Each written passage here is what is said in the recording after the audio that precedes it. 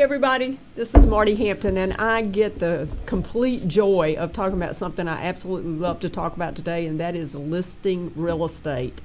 And I'm going to tell you all my secrets if I have any. I'm not sure I have any left. But before I start that, I want to introduce you to somebody that's very special to me.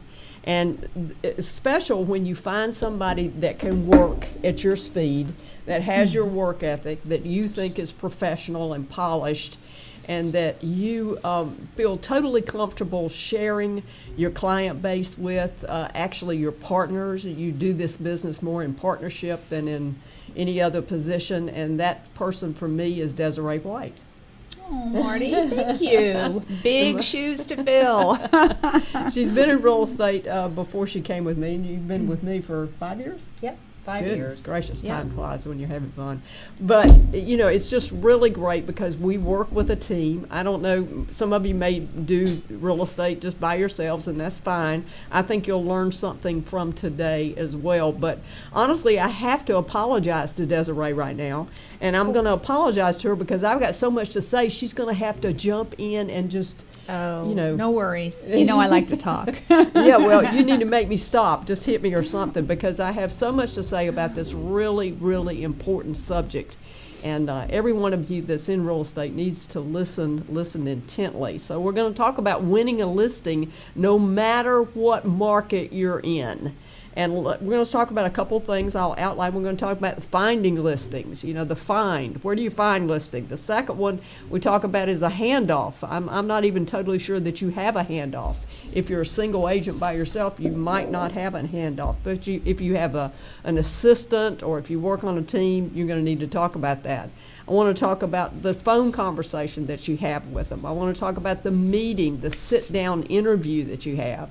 And then I want to talk about marketing the home and how important I think that is.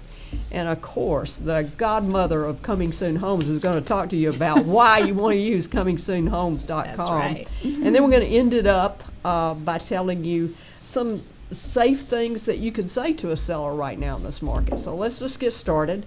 And we'll start out with the find. Where do you find real estate leads for sellers that want to sell their house? Where did you, before you worked with other real estate companies? Well, I think everyone starts with their own sphere. Family, friends, neighborhoods. You can farm. I mean, pick up the phone. Mm-hmm.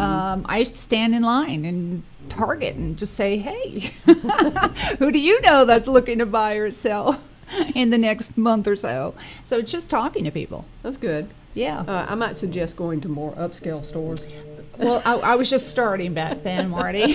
They're different stores now. I'm just teasing, guys. But before name recognition comes the hard work of real estate. You know, we're fortunate to be in a market where people know us and we do get calls for listings. But before that, there's many a time that I didn't get a call for a listing, and I learned to pick up the phone and to use the phone because there's absolutely nothing that'll give you a higher return for your investment of time than getting on that phone. So who do you call? I called, and I was a specialist in for sale by owners. As a matter of fact, many agents used to kid me that they'd see a for sale by owner sign, and then they knew it was just a matter of time before my sign went there. So I was kind of proud of that. But I never let the length of time. Let's say I was working on a for sale by owner, and that for sale by owner got discouraged. He just didn't get the price he wanted to get that year. Well, I was on him the rest of that year. I was in touch with him until he was so ready to sell the next year. He was ready. I never let a listing lead, the length of time, bother me. You're a true hunter. That's what you are. I am a true hunter. So I give that advice to you.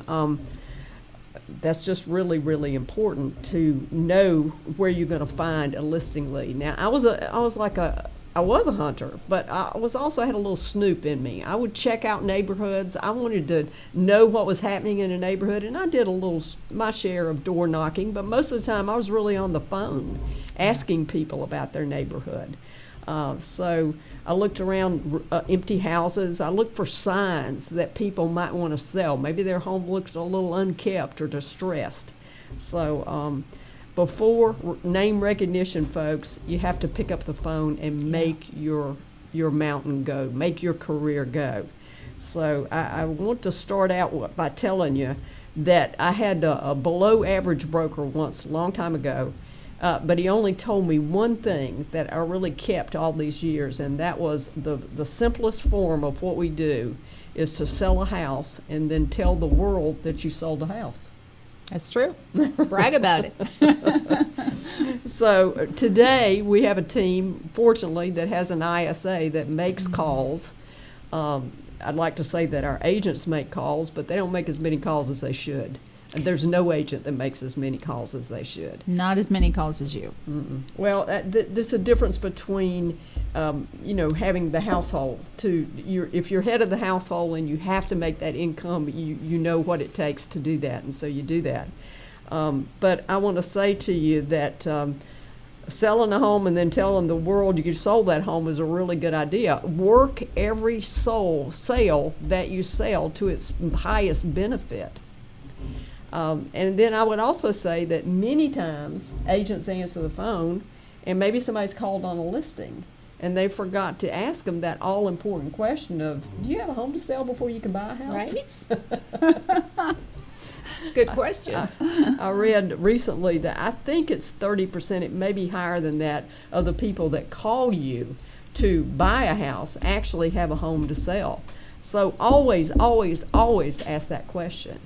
That's what I've got to say about finding listings. Any more thoughts on how people can actually generate listings? I think nowadays, Marty, social media is such a big thing. I mean, you don't see my face on social media enough. I know you don't like that, but I'm not big about showing my face. But I see a lot of EXP agents out there doing some great social media, just little short videos, little blurbs, anything. Just get your name out. Yeah, we're going to be talking about that too. But then the next thing I've got on my list is the handoff. And that's when you've gotten a lead. And, of course, when you're a sole agent by yourself, you don't really have a handoff. You're doing everything. You're doing the assistant's job. You're doing the listing coordinator's job, all of that. But if you do have an assistant, if you're in a position to do a handoff, whether that lead came to you through an ISA or whether it came to you through your own results of work, and you're going to send it to an assistant, there needs to be a smooth handoff. And when I say smooth handoff, I want them to feel, the client to feel like you've actually talked to each other about them and their situation and their desire to sell their home and get to Myrtle Beach by next summer. That's right. So that's right. If there's a disconnect, it's not smooth. They don't feel taken care of. You want to personalize your approach. Personalize your approach. Yeah. And one thing I've noticed since COVID, I've noticed that people need more care. I need to wrap them in a cozy blanket or something. They just want to be heard. They do want to be heard. They just want to be heard. And if you can acknowledge them and listen to them and just personalize it for them, I mean, that's all they care about. Yeah, that's big. That's big. So I think there's three great ways that you ought to follow up with every single seller client that you approach. Right immediately after you get the appointment or even before you get the appointment. And one of them is to tell them, to assure them, we always use the term, you made the right call. And I've listened so many times to people's situation and thought in my heart, you did make the right call because you've got this problem and I know how to solve it. And that's what you have to give that seller, that feeling that you can solve their problems. So I think you made the right call is a good approach. That gives them a little security. I think another thing that you can do is tell them what clients have said about you. And, of course, that's your reviews. Have your seller clients said some nice things about you? Take the top 3 or the top 5 and send them to them. That's a big thing to do. And then I think the other thing is to, let's see what I got down here. I wrote this down. The homes that you've sold near them. I think that's huge. Yeah. That's social proof. You've got the social proof of the reviews. Now you've got the professional proof. And we use a Google map. And that needs to go immediately because a lot of times you're going to be competing with other agents. And this is where a new agent would use their team, sometimes their company. That's right. It's a simple form where you can put it on a Google map, and it's impactful. It is. Believe It me. is knowing their neighborhood and knowing that you've sold there. Sold a house like there, show their product. Right now, we've got a presentation where we're showing. I don't know how long this is going to last because we know the market in Raleigh real estate and Cary real estate is changing and transitioning Daily. But we have a booklet that shows how many homes that we've sold over list price, and that total is astounding. Just in the last 12 months, it's really getting close to 10 million. It's crazy. It is crazy. You think those numbers. But Yeah. now everyone thinks that we're going to sell all their homes way over list price. And that we're going to have to, with professionalism, we're going to have to tell them that the market has changed, and some people are still going to want what I call the lottery price on their house. It's true. Highest bidder on their own home. And it wouldn't be so bad, except that some people won the lottery Oh, yeah. recently in Raleigh real estate. Wouldn't and that be Cary nice? real estate. I want to win the lottery. I'll still work, though. I do too. I do too. So if there's time lapse between your appointment when you talk to them on the phone and when you actually go to meet them, you can send them a handwritten note, and I highly advise that. So you've got the text, you've got an email, you've got the phone call, you've got a handwritten note, and you can actually word the handwritten note. We used to do one that went to our sellers with a brownie, and it was okay if it got there before or if it got there the day after. Yep. Because it just said, we appreciate the opportunity to interview for the job of selling your home, the very important job. So the next thing I got on my agenda is to talk about the phone conversation. Oh, my favorite part. I'm gonna let you talk a little bit about that in the green sheet. I think one of the most important things you can do when you are taking a possible listing is to connect. So my qualification, the first phone conversation, is very lengthy. I mean, people always tell me I'm on the phone too long, but I learn so much about the seller's position that by the time I walk into their home, I've already got a plan in place in my head about where I think they need to be in the market and how we're going to get them there. And just having that confidence and walking in and knowing what they're looking for, that is key. You remember my rule: never go into a meeting where you don't know the That's agenda. exactly right. And so many times, if an agent's going to make a mistake on the phone, most of the time the mistake that they're making is getting off the phone too early rather than getting off the phone too late. That's it. So I'm not sure that you can over listen. I think listening is the sales skill that you need. So there's so many things to ask. I don't know how people can possibly even run out of questions. Where do you want to go? Where do you want to move to? Exactly. Why are you moving there? There's so many things. When do you want to be there? What's the biggest goal about selling this house? What's your biggest worry about selling this house? Here's one I used. I'm not sure anybody's going to think it's funny, but I'll say, is a real estate wronged you in another life? You do say that. I do say that because sometimes they have, and I've heard some stories, let me tell you. So another thing I ask is, are you ready to open the doors right now? Yeah. When will you be Timing. ready? Would you like to take advantage of our stager? Yeah. There's so many things to ask. I'm certainly going to do my research, Mr. Seller, but what do you think your home's worth? That's right. Just be point blank, direct. Find out with a good attitude what's going on. The length of the conversation is subject to when they feel and you feel like you've actually connected a little bit. Yep. So you can't give an exact rule for it. Neither can you give an exact rule for how long a listing meeting should take. Most people would say an hour, but I've certainly stayed longer than an hour before. I used to get a little nervous after 1 hour, but because I'm such a deep personality. But one of the many reasons that this young lady is so good in real estate and working with sellers is she's amiable, and she really gets into listening, and I really respect that for you. I think that's an awesome skill to have. Well, it's a huge job that they're giving you, most likely their biggest asset that they own, and it's a lot of times it's their retirement money. Right. And we need to treat that right. Yes. It's very important to them, and so I do connect, and I love every one of them, Yeah. even when they yell at me. Even when they yell at you, what they might be yelling in the next year or so, we don't know. Oh, they might. Oh, well, we're used to it. But we use the green sheet. And Yep. so the green sheet's something I've had for a long, long time. It just has questions. If you get stuck, Questions you are can on the back. ask a seller, those kind of things. If you can make only one thing happen, if you can make this happen just perfectly, the sale of your home perfectly, the exact way you want to make it, how would that happen? When would it happen? When would you close? You can ask all kinds of questions. Now, here's another handoff. The handoff is from the phone conversation to the actual meeting.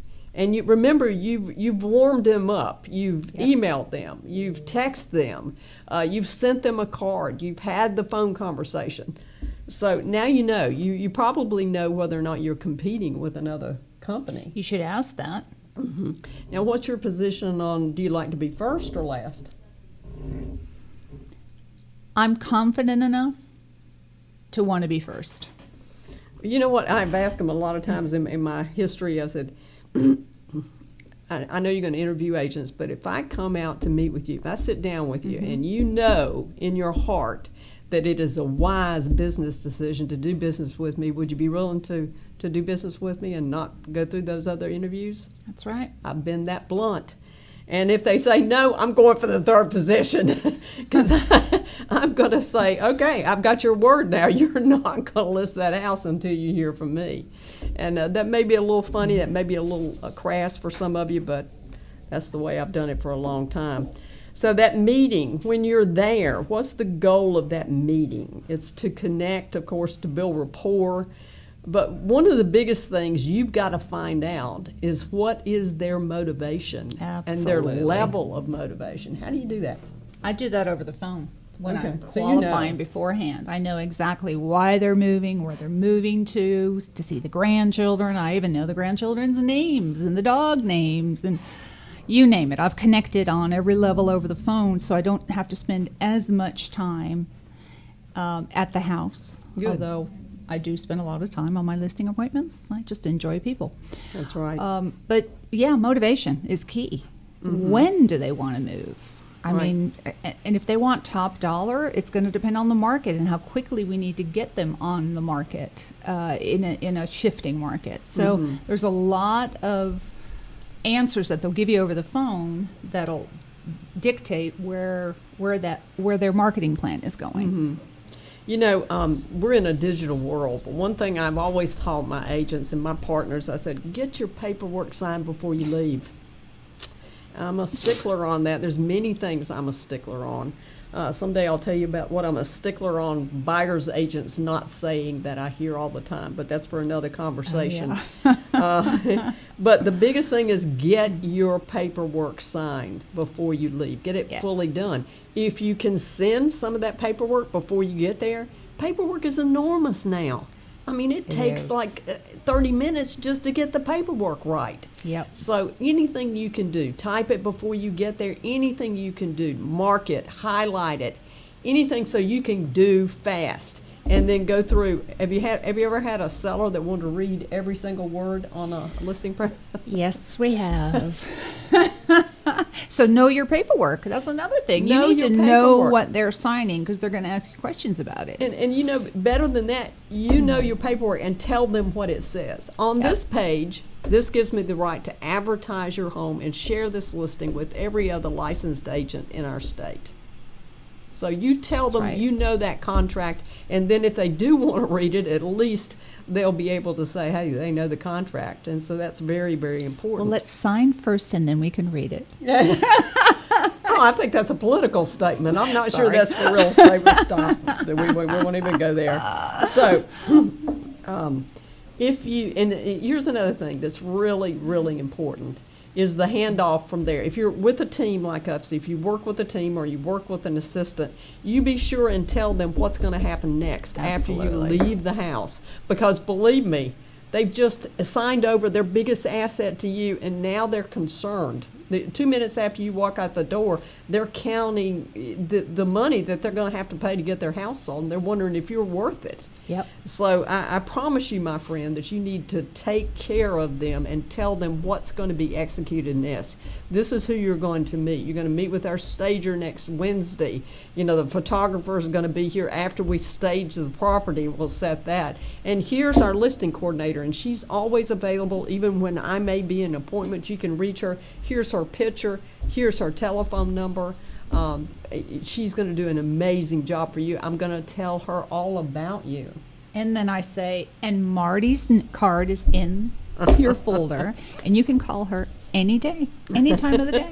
She picks up the phone. Any time of the day or the night. And actually, one of the things that I do as a team leader, and you might want to do as a team leader, is to stay in touch with those people. I do text everyone that lists their home and give them my private number. Of course, it's not a private number. It's probably on Hopefully walls. it's Been not. out there for years. But it's nice for them to get a text from me that gives them and shares with them that private number. And also, if you're a team leader, it'll show you where your holes are in your business, because you will get a text if something's not going right. So you know at any point what's happening there. So I think that's really important. That's about all the meeting, get the paperwork signed, tell them what's going to happen next. And the next thing I wanted to talk about is marketing the home listing. You're the marketing queen. That's what I tell the world. Well, I'm gonna give you this statement. Please take notes. You know, never in the history of our business has online companies held so much power in the real estate industry. And frankly, you ought to be a little bit scared because it's just the way businesses run, folks, is the big companies try to scoot out the smaller companies. And all of us as real estate practitioners are small business, at least if we're thinking about the business close to how I think about the business. Right. This is my business. It's been my business for over 30 years. So it's their job to snuff us out. It's their job to be the first one they're called. So we're trying to, basically, we're David and Goliath in many ways, because they've got so much money, so much clout. So what are you going to do differently to market the home? What are you going to do differently that takes advantage? You know, I read some statistics lately. I need to write down those statistics, but it was a large numbers, either 81% of the homes are on Zillow. That means 19% of the homes out there are not on Zillow. And then it gave me the other companies. So that there are holes in their marketing too. So it's our job to figure out how we're going to give our client the very best marketing possible. So I think when you develop this business from a job into a career and then into a full-fledged business, the way team leaders run their businesses, you're in the minority, frankly, in this business. Not every agent goes to that level. So I'm talking to both of you, the agent that does sole practitioner, team leaders, aspiring team leaders. And I want to tell you, with the listing agreement is the most valuable thing that you have in business. A listing inventory is your most valuable asset, with your reputation, of course. And we must get better at marketing our homes. So here's some ideas on that.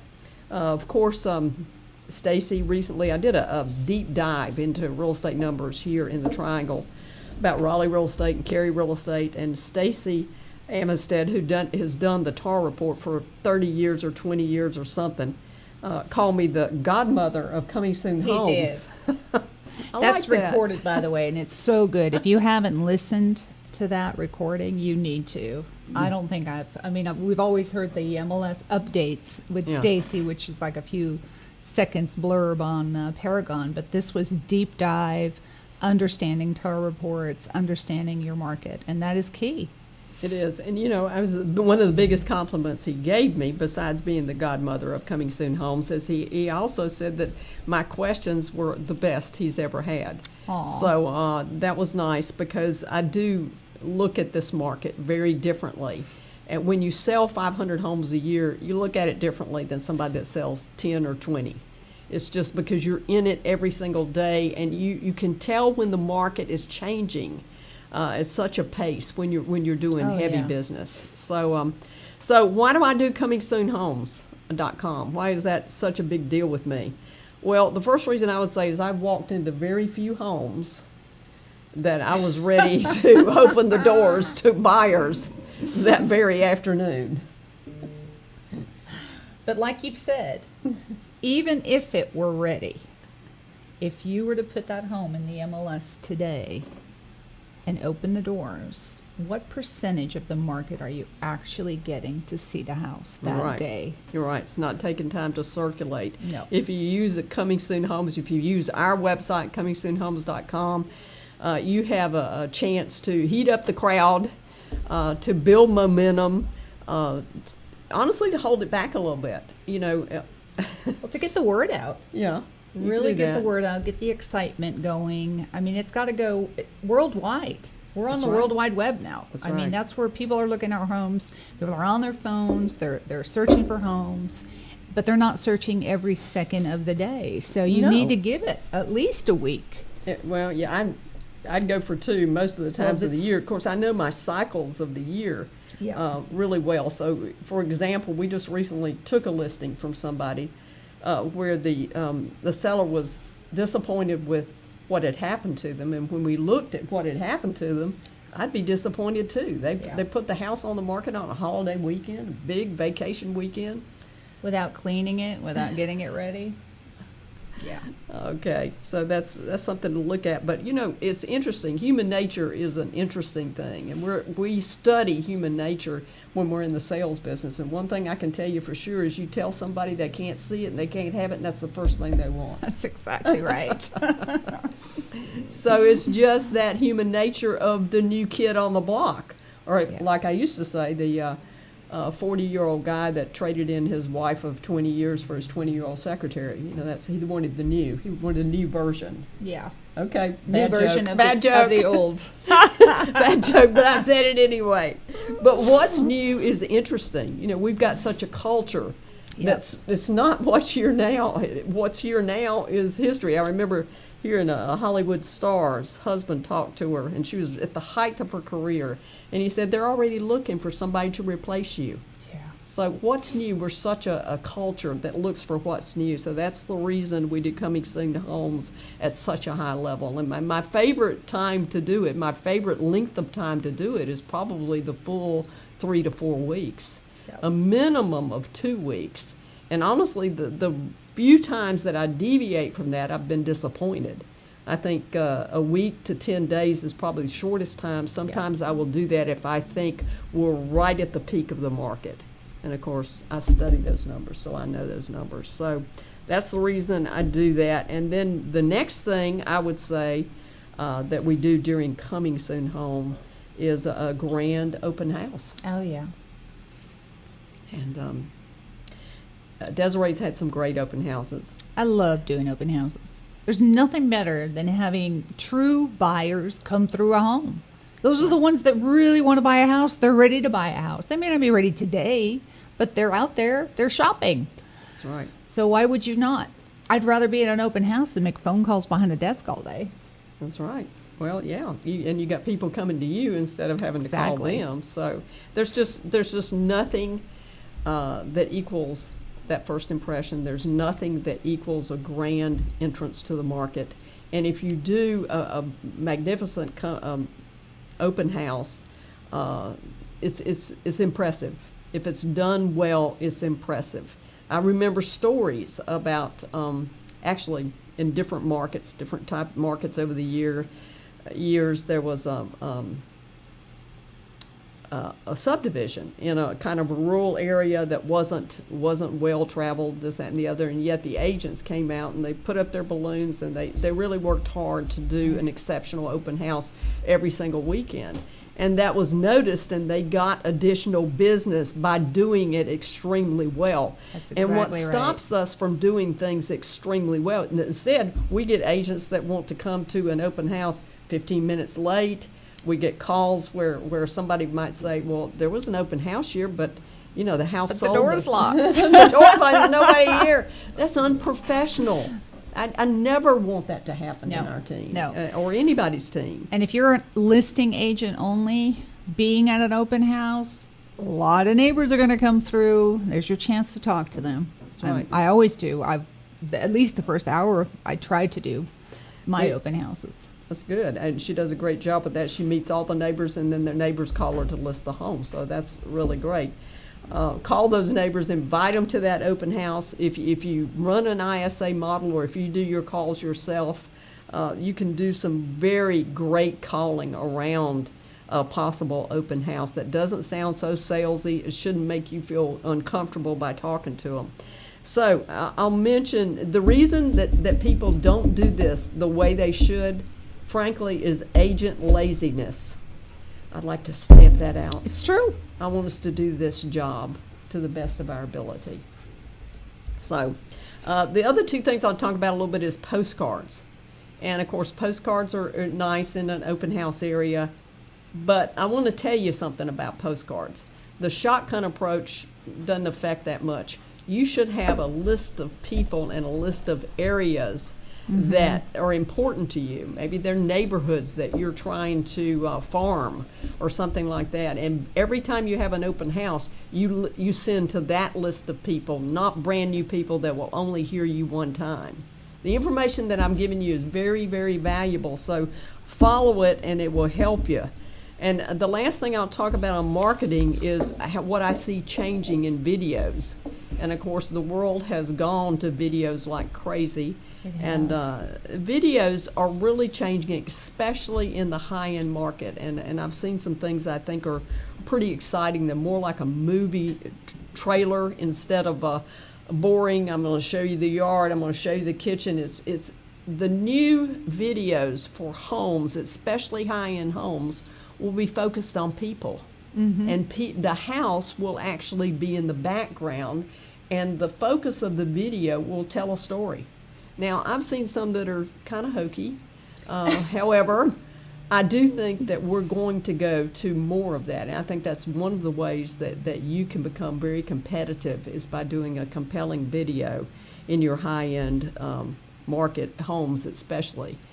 So we do videos on every single home, but on the high-end markets, there needs to be something a little bit special about those videos. So including somebody enjoying the kitchen, maybe a party, maybe a dinner party in an outdoor area, dining area would be really important. And also, the other thing to focus on is the area itself. You can walk to the Starbucks, you can do this, or you can, across the street is the park. Those are the things that you need to include in the videos to make your videos stand out from your constant competition that all looks the same. Have you noticed they all look the same? So They do. Your job is to stand out. So let's see. I think I've got a question over here. Let's see. We have some questions. Read it, Des. Do you pre-qualify all your sellers prior to appointment? Or you have another set of questions when you see them? I always pre-qualify them. Always.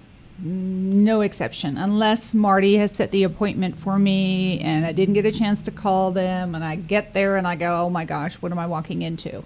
Because you're caught off guard then. You're not prepared. And I want to be prepared. I want to go in, I want to take the listing, and I want to do my absolute best for the seller. So I will qualify them, yes. I'd say pre-qualifying has a little bit of a different meaning than pre-qualifying a buyer. So when you're pre-qualifying a seller, number one, do they have enough equity to sell? In the market we've enjoyed for the last 2 years, that's been a given. In other markets I've been in, it's not been a given. So do they really want to sell? Is there another person there that needs to help them make that decision? Will there be more than one person to sell that? And then the other thing is just the timing. Are they just calling me to get a price on this home, to get that, or did they really have a time and an area that they want to be? Are they motivated? Yeah. What's the motivation? Yeah. There's your pre-qual. So, but I like to go over the things that I've gone over on the phone, and I like to repeat back to them what they've said to me. In other words, the biggest compliment you can give to somebody is to really hear what they've said. Right. Oh, you're turning 60 and you want to be in Myrtle Beach when that birthday comes. I understand. When you say something like that, they feel that they've really been heard. They've been heard, Mm-hmm. they've been acknowledged. That's the number one thing that everybody wants. They just want to be heard, period. All right, so the second question. Questions about, another set of questions when I see them. A lot of other questions, mostly about the house itself. It depends on what shape the house is in. Mm-hmm. So it'll be a lot of questions about the house, not necessarily about them. Do you suggest doing coming soon after repairs and staging and photos are completed? All right, so now our coming soon has changed. The rules have changed in the MLS. We all know that now our days on market start counting with the status of coming soon. So rules have changed, and yes, we have changed that. Coming soon is best done when we're ready, when we're almost ready. Not necessarily when it's all said and done. We can still drip on them, but we don't do them as long as we used to. Because as Marty knows, sometimes I would remodel an entire house and we'd be on coming soon for 2 or 3 months. I didn't care because I was getting the word out, and we were showing the progress that we made. That's now true. It's a little different because you don't want someone to have 60 days on market when they finally open the doors. So we are using Office Exclusive. So you We can tell them have, about that. yep. Share that with that one. Office Exclusive for EXP is grand because we have so many agents. Yay! We can actually just try and find a buyer already during that phase if we like to. But the Office Exclusive time is just a great time to get all these, any staging done, painting done, and also get your photographs. Mm-hmm. Okay, here's what I got to say about that. I've got to say that the new changes on comingsoonhomes.com, not comingsoonhomes.com, but on Coming Soon rules with MLS, we still have 30 days that we can be a coming soon. Yep. Now they register that 30 days as days on market. So the very first thing you need to do is put right in the beginning of that listing, this home has not been on the market for Showing 30 start. days. Showing start here. Yep. The days on the market are incorrect due to that fact. Yep. So I'm not going to let, and I'll just give you some political, Marti Hampton, my opinion. The boards, we have to deal with them, but they're not there to help you excel in real estate. They're there to keep you in a square hole, a round peg. They're there to keep you like everybody else, because real estate forever has been run with people doing an average amount. You know what the average amount is? It's between, I don't know, 8, I've heard as high as 10 sales a month, or not a month, but a year. A year. Folks, you need some kind of government subsidy. Yeah. Yeah. I don't know. I couldn't live off that. Nobody can live off that. So, no, coming soon is something that is very precious to your seller. But now we're balancing it a little bit with Office Exclusive, and we've had a good turn with that, so I'm happy with that. We got one more question, and then I'm going to close it up. What we got? What other prospecting do you do for listings other than call around the neighborhood?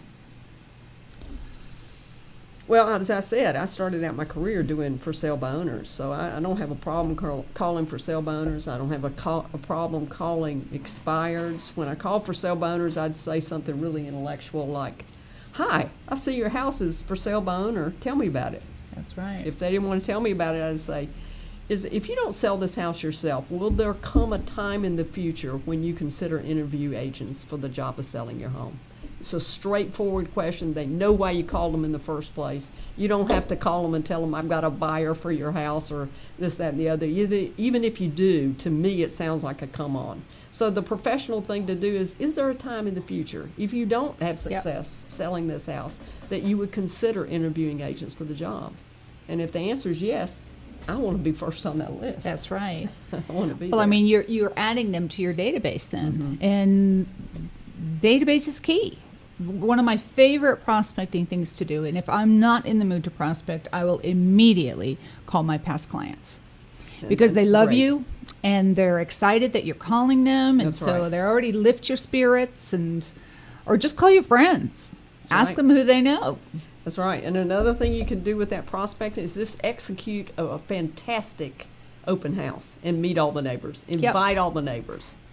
Believe me, you know the statistics. You know when a house goes on the market, 2 others in the neighborhood, the proximity, go on the market. So those are the things that I would do. Don't miss out. All right, couple things I'll say with closing this down. I hope you all have enjoyed this. I hope I've taught you a few new tricks from somebody that's been doing this for a very long time and loves the opportunity that it still is there for many people. You know, I was a single parent. Everybody's heard that when I got into real estate. But I really had no sphere. There wasn't a sphere. Well, you created one. There wasn't anything there, so I had to do what I had to do in order to sell real estate. So here's a couple things you can say to sellers right now. With all these headlines and everything else that's going on, the safest thing to do right now is sell. Because we don't know what the market's going to do. We don't. So the safest thing to do right now is to sell. We talk a lot about product. The product, of course, is the home itself, how we can help that, the placement in the market, the pricing and positioning of the house itself, and the process that we'll go through. And that's basically what a listing appointment is about, is to tell them that. And just to tell you, right now in the market that we're in, some agents are going to grow in this market. I hope you're one of those agents, and some agents are going to drift right on out, because it's going to be a different game than they've played for the last 24 It's a months. lot harder to list properties right now. Yeah. And you've got to be able to navigate the seller in a down market, because what the seller wants to do is price it up here, and then if the market not even goes down, folks, I'm not even talking about goes down. If the market doesn't accelerate at the ridiculous amount of 24%, even higher than that, which is unsustainable.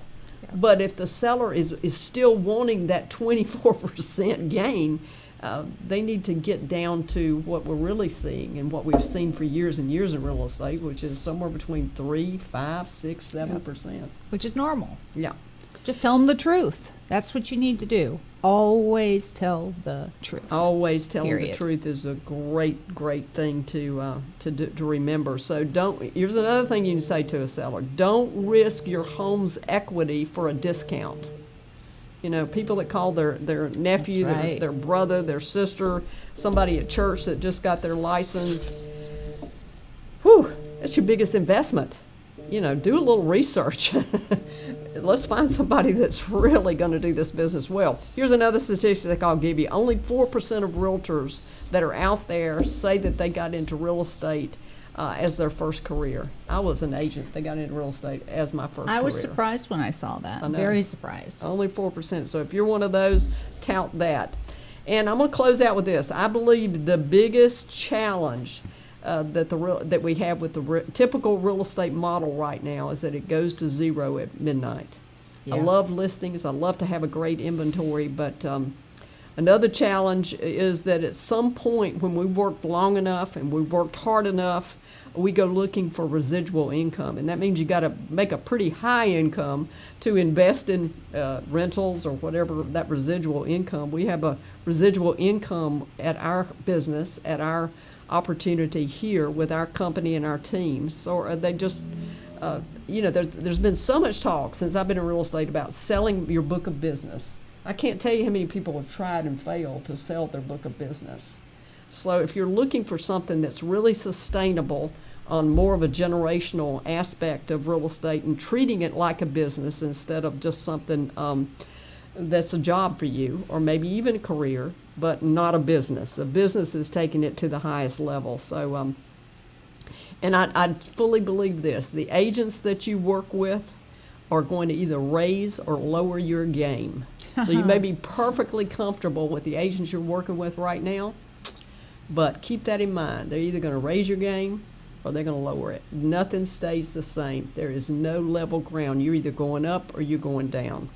So I believe in growth-minded individuals that believe a little bit of the things that we're talking about, but I also believe growth-minded and career and business-minded agents are in the minority as a rule in this business. because most agents retire dead broke. True.